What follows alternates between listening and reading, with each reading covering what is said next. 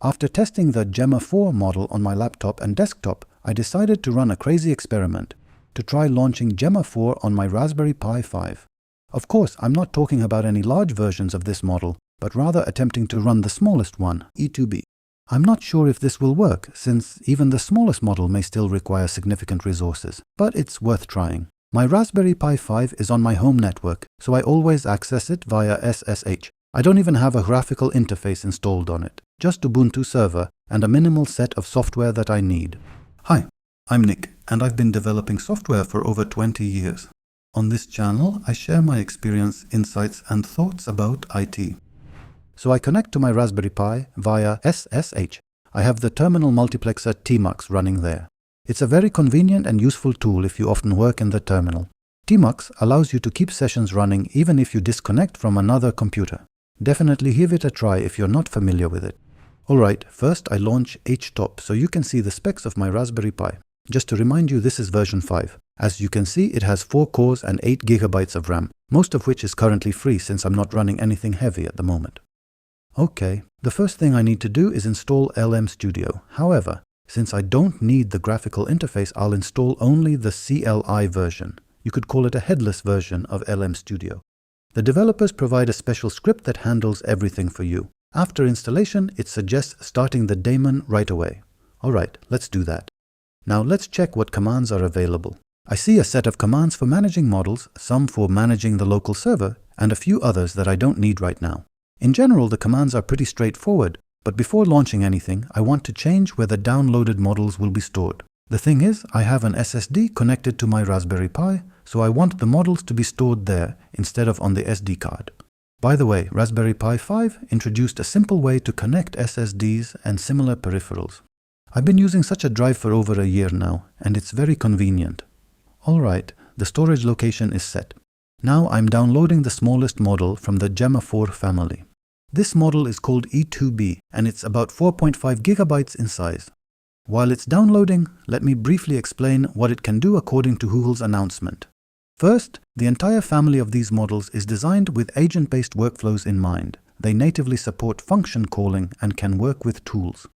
Second, these models can handle images and video, and the smaller models, including the one I'm installing right now, also have native audio support. They can understand speech directly.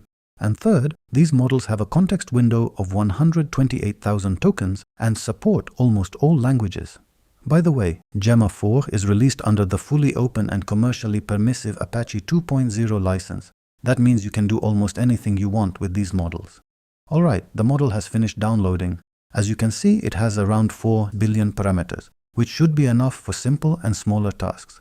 I'm loading the model now. Okay, it loaded successfully and is ready to use. Now I'll launch htop again to see what changed after loading the model. Looks like the model has been loaded into RAM. Alright, the last step is to start the API server so I can interact with the running model. I'll use port 4000. Alright, the server is running, but just to be safe, I'll check if it's working properly. To do that, I'll send a simple HTTP request to get the list of available LLM models. In that list, I expect to see the Gemma 4 model I just downloaded. Nice. The API request was successful and I got the list of models, and I can see Gemma 4 in that list. Perfect, everything is working. However, right now LM Studio has started a local server that's only accessible on the Raspberry Pi itself. I want to use this model from my other computers over the local network, so I'll stop the server and restart it with an additional host parameter, setting it to 0.0.0.0, which should make it accessible on the local network. That didn't work. It looks like the host parameter isn't available, and I can only specify the port when starting the server. But that's not a problem. Since this is Linux, we have all its power and hundreds of utilities at our disposal. So there are plenty of ways to solve this. I'll go with the fastest and simplest solution, using the socat utility. It allows you to forward network streams within the system, which is exactly what I need. I'll forward the internal port 4000, where the LM Studio server is running, to an external interface on port 4001. This effectively creates a bridge between the internal and external ports. Now any request coming to the Raspberry Pi on port 4001 will be redirected internally to LM Studio. Alright, now I'll disconnect from the SSH session on the Raspberry Pi, and so to speak return to my MacBook.